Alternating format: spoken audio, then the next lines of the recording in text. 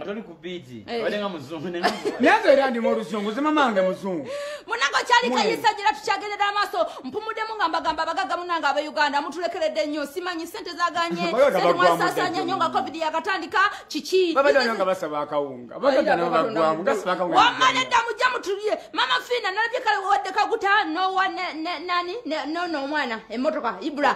Naye ate abalanga tonna tufaako chichi mubano sosola mulimu ebyana n'abaana. Yagambye ajja.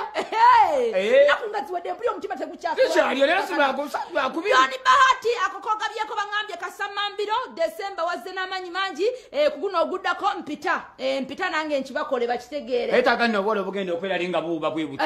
Mbulaje. Ayabakagaba naye akola sente obulamu kunyumire. Olabye obwana muwala bulungi butya buyimirizi wali kugabwe omukulu webulabisa ekifaananyi ky'omukulu yamawe.